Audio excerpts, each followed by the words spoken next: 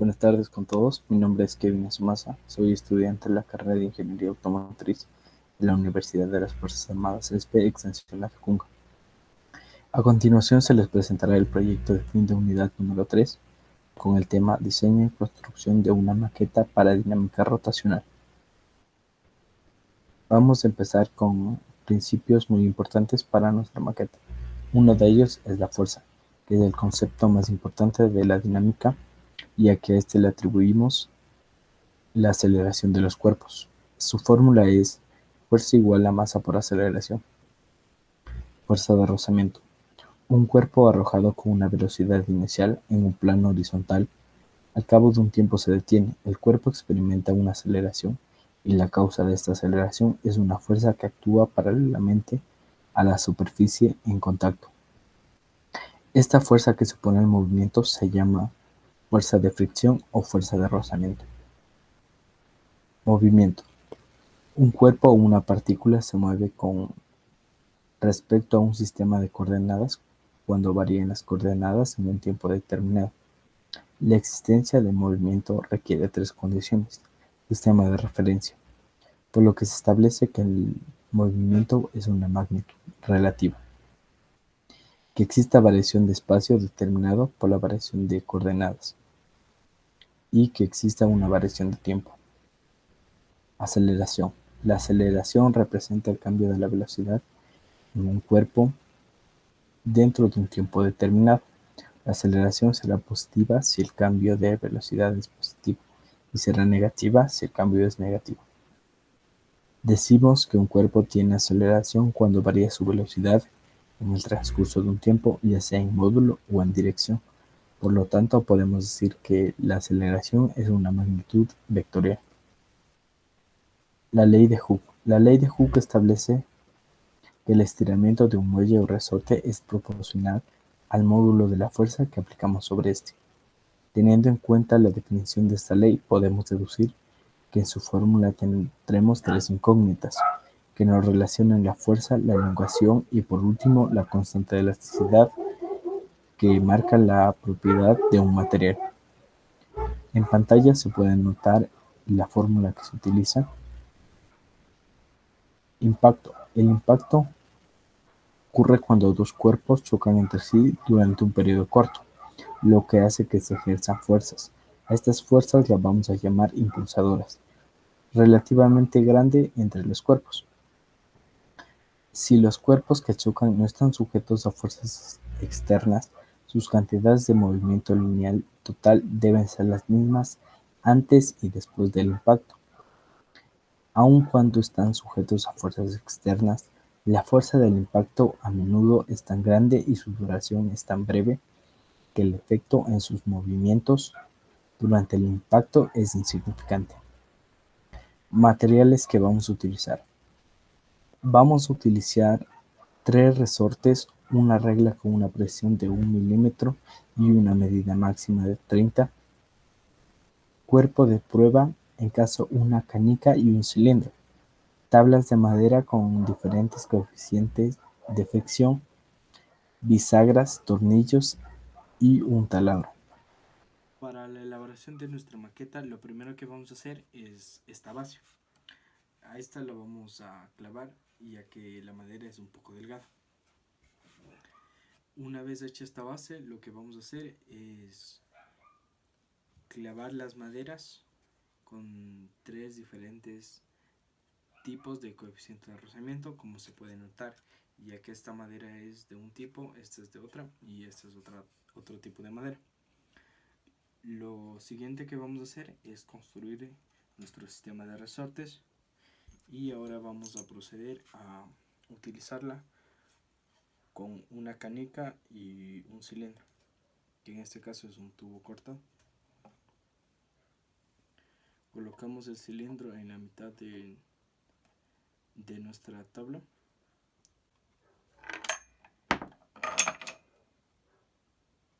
Los resultados que obtuvimos en nuestra maqueta son los siguientes. Para el cálculo de error del tiempo 1, realizamos 10 intentos en donde el tiempo varió de la siguiente manera. Procedimos a sacar el cálculo de error dándonos como resultado un error porcentual del 2.28%, que está debajo del 5% de lo establecido. Podemos notar que dos valores salieron rechazados y por ende podemos validar este tipo de dato. Realizamos el cálculo de errores del tiempo número 2. Hacemos el cálculo de errores y tenemos un error porcentual de 1.52%, que está debajo del 5%. Se puede notar que de igual manera tenemos dos valores rechazados. Y ahora procedemos al cálculo de errores del tiempo número 3.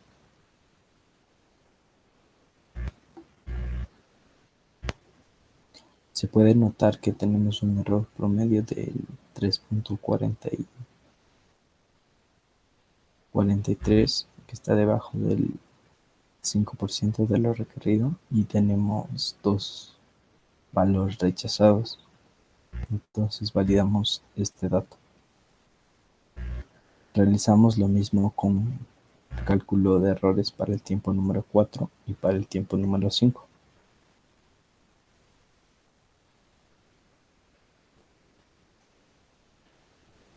Como se puede notar, en el tiempo número 5 tenemos un error del 3.016 y tenemos dos valores rechazados. Ahora procedemos a realizar el cálculo de la constante de elasticidad con los siguientes datos. Tenemos masa, tenemos el peso y la posición inicial y posición final de nuestro resorte. Necesitamos encontrar cuál es K1, entonces vamos a utilizar la fórmula de peso sobre la variación del resorte. Una vez hecho esto, procedemos a realizar el cálculo de errores.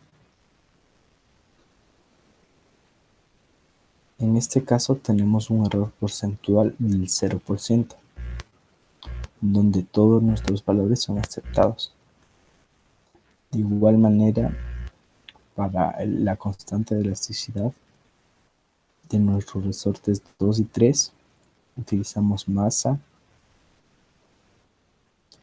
peso y vamos a utilizar la siguiente fórmula, en donde tenemos el peso dividido para 2 veces la variación del resorte. Realizamos el cálculo de errores y tenemos un error porcentual del 0% de igual manera, en donde todos nuestros valores son aceptados. Ahora vamos a proceder al cálculo de errores del coeficiente de rozamiento. Haremos uso de tres análisis: uno, el conservación de la energía dinámica y rotacional, así como el análisis dinámico y rotacional de las fuerzas presentes.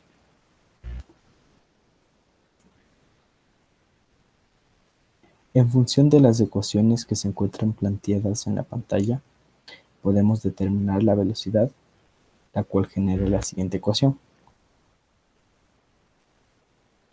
Despejando la velocidad y eliminando términos, tenemos la siguiente ecuación. Finalmente, una vez encontrada la velocidad, encontramos el coeficiente de rozamiento empleado en la siguiente fórmula. Con los datos que tenemos en pantalla, procedemos a calcularlo. Ahora vamos a proceder a calcular el error porcentual de nuestros datos. Tenemos un error porcentual del 3.85%, en donde dos valores tenemos rechazados. Ahora vamos a realizar el cálculo de errores del coeficiente de rozamiento número 2. Vamos a plantear las siguientes ecuaciones en base a la dinámica clásica y dinámica rotacional. Y en función de estas ecuaciones planteadas, vamos a determinar la velocidad, la cual genera la siguiente ecuación. Despejamos la velocidad y eliminamos términos para que nos dé como resultado esta ecuación. Finalmente, una vez encontrada la velocidad, procedemos al cálculo del coeficiente de rozamiento empleando la siguiente fórmula. Con los datos mostrados en pantalla, vamos a proceder al cálculo del coeficiente de rozamiento número 2 y vamos a proceder al cálculo de errores de dicho.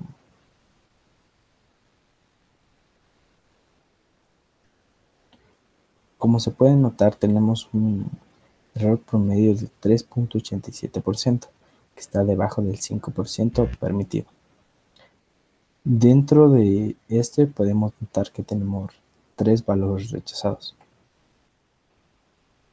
Ahora vamos a encontrar el cálculo de errores de velocidad en el segundo tramo de nuestro cilindro. Para esto vamos a utilizar la siguiente fórmula con los siguientes datos. Una vez encontrado la velocidad, vamos a proceder a la velocidad después del impacto de nuestra esfera.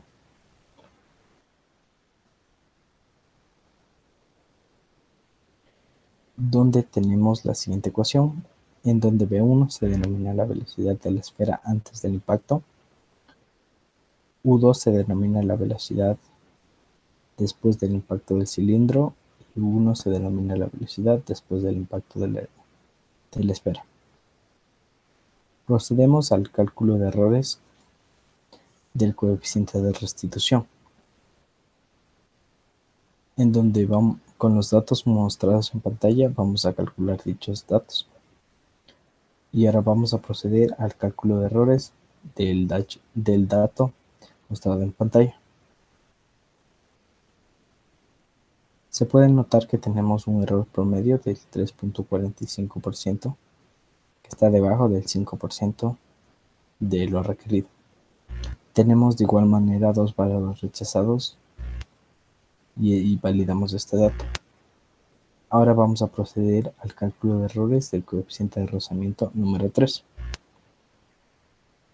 en donde vamos a analizar la dinámica clásica y la dinámica rotacional, junto con la conservación de la energía.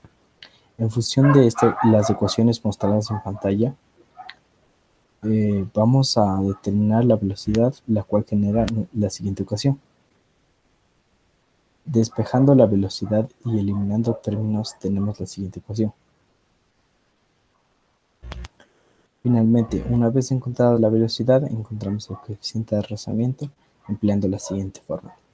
Y ahora vamos a proceder a realizar el análisis con los siguientes datos.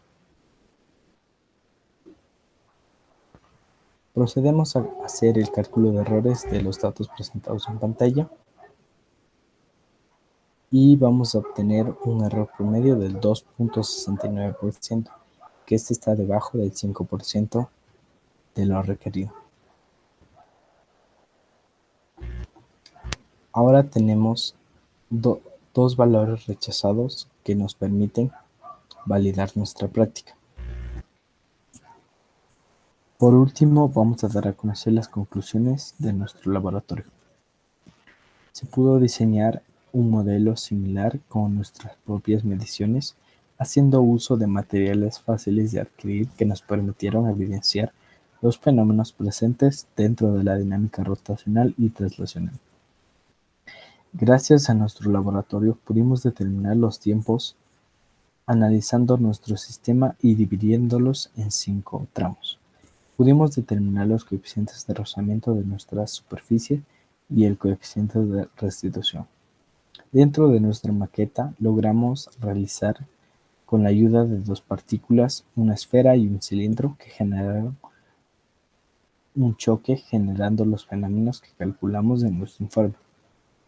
Se pudo relacionar la teoría de errores con la toma de datos físicos mediante los cálculos matemáticos para obtener un error porcentual menor al 5%, cual fue solicitado para que nuestra práctica sea válida.